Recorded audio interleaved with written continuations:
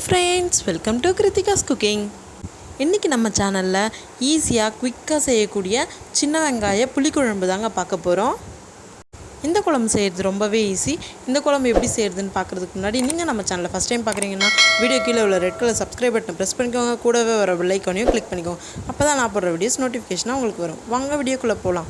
புளி குழம்பு செய்யிறதுக்கு முதல்ல ஸ்டவ் பத்த வச்சு ஒரு கடாய் வச்சுக்கிறேன். கடாய் நல்லா சூடான பிறகு 3 ல இருந்து 4 குழிக்கரண்டி அளவுக்கு நல்லெண்ணெய் சேர்த்துருக்கேன். எண்ணெய் நல்லா ஹீட் ஆன பிறகு தாளிப்புக்கு ஒரு வெள்ளமிளகாயை கிள்ளி சேர்த்துருக்கேன். பிறகு 1 டீஸ்பூன் அளவுக்கு வெந்தயம், 1 டீஸ்பூன் அளவுக்கு கடுகு சேர்த்துருக்கேன். இதெல்லாமே நல்லா பொரிஞ்சு வரட்டும். எல்லாம் நல்லா பொரிஞ்சு வந்த பிறகு ஒரு கைப்பிடி அளவுக்கு தோல் உரித்து வச்சுருக்கிற முழு பூண்டு தாங்க சேர்த்துருக்கேன். பிறகு ஒரு கொத்து கருவேப்பிலையை சேர்த்துருக்கேன். எல்லாம் நல்லா வதங்கின பிறகு நம்ம எடுத்து வச்சுருக்கிற 1/4 கப் அளவுக்கு தோல் உரித்து க்ளீன் பண்ணி வச்சுருக்கிற சின்ன வெங்காயத்தை சேர்த்துக்கலாம். சின்ன வெங்காயம் சேர்த்து நல்லா வதங்கட்டும்.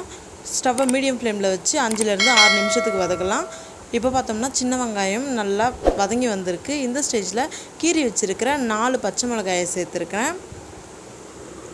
பச்சை மிளகாவை சேர்த்து 2 நிமிஷத்துக்கு வதங்கின பிறகு சின்ன வெங்காயம் ஒரு கோல்டன் ப்ரௌன் கலருக்கு வந்திருக்கு. இந்த ஸ்டேஜில் 1/4 டீஸ்பூன் அளவுக்கு மஞ்சள் தூள் சேர்த்துக்கிறேன். பிறகு 2 டீஸ்பூன் அளவுக்கு தனி மிளகாய் தூள் சேர்த்துருக்கேன். பிறகு 2 டீஸ்பூன் அளவுக்கு தனி தனியாத்தூள் சேர்த்துருக்கேன். பிறகு ஒரு சின்ன எலுமிச்சைப்பழ சைஸ் அளவுக்கு புளியை கரைச்சி இதோடு சேர்த்துருக்கேன். இது 1/4 கப் அளவுக்கு இருக்குது. இதெல்லாம் சேர்த்து நல்லா கலந்து விட்டுடலாம். சாரி ஃப்ரெண்ட்ஸ், இந்த ஸ்டேஜில் உப்பு சேர்க்கணும், நான் மறந்துட்டேன். அதனால் நான் பிறகு சேர்த்துருக்கேன். நீங்கள் மட்டும் இப்போவே உப்பு சேர்த்துக்கோங்க. அடுத்து குழம்பு கொதிச்சிட்ருக்கட்டும். அப்புறம் ஒரு மிக்ஸி ஜார் எடுத்துக்கலாம். அதில் 1/4 கப் அளவுக்கு தேங்காயை சேர்த்துருக்கேன். பிறகு 1 டீஸ்பூன் அளவுக்கு மிளகு சேர்த்துருக்கேன். இதோடவே 1 டீஸ்பூன் அளவுக்கு ஜீரகம் சேர்த்துருக்கேன். இதெல்லாம் சேர்த்து கொஞ்சம் கொரப்பாக அரைச்சிட்டு வந்துடலாம். இப்போ பார்த்தோம்னா தேங்காய் விழுது ரெடி ஆகிடுச்சு. இந்த பக்கம் பார்த்தோம்னா குழம்பும் நம்மளுக்கு சூப்பராக ரெடியாகி வந்துடுச்சு. இப்போ பார்த்தோம்னா வீடியோவில் எண்ணெய் நல்லா மிதந்து வந்திருக்கு. இந்த ஸ்டேஜில் நம்ம ஏற்கனவே அரைச்சி எடுத்து வச்சுருக்கிற தேங்காய் விழுதை சேர்த்துக்க போகிறோம்.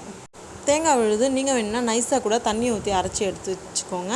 நான் கொஞ்சம் கொரப்பாக அரைச்சி சேர்த்துருக்கேன். தேங்காய் விழுது சேர்த்த பிறகு நல்லா கலந்து விட்டுடலாம். இது 2 நிமிஷத்துக்கு வதங்கட்டும். அடுத்து மிக்ஸி ஜாரை கழுவுனா கொஞ்சமாக தண்ணியை சேர்த்துருக்கேன். பிறகு குழம்புக்கு தேவையான அளவுக்கு உப்பு சேர்த்துருக்கேன்.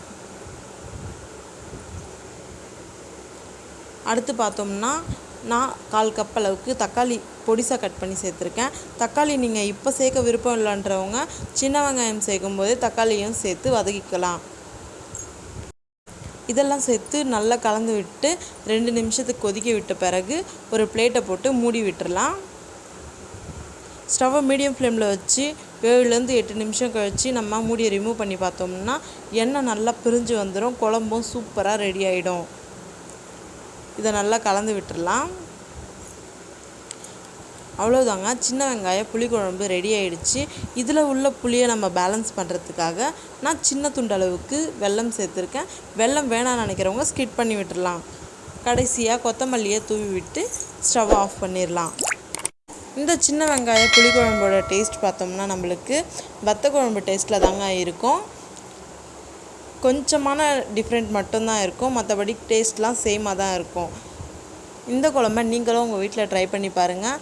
இந்த சின்ன வெங்காய புளிக்குழம்பு தோசை, சப்பாத்தி, சாப்பாடு எல்லாத்துக்குமே சூப்பரான ஒரு காம்பினேஷனாக இருக்கும். அது மட்டும் இல்லாமல் காரக்குழம்பு பிடிக்கலான்றவங்களுக்கு இந்த மாதிரியான புளிக்குழம்பு ஒரு பெஸ்ட் ஆப்ஷனாக இருக்கும். இது செய்கிறது ரொம்பவே ஈஸி. இந்த புளிக்குழம்பு உங்களுக்கு எப்படி வந்துச்சுன்றதை என்னோட கமெண்ட்டில் ஷேர் பண்ணிக்க மறந்துடாதீங்க. இந்த வீடியோ உங்களுக்கு பிடிச்சிருந்துச்சின்னா லைக் பண்ணுங்கள், ஷேர் பண்ணுங்கள், கமெண்ட் பண்ணுங்கள். கிருத்திகாஸ் குக்கிங்கை சப்ஸ்கிரைப் பண்ண மறந்துடாதீங்க. தேங்க்யூ.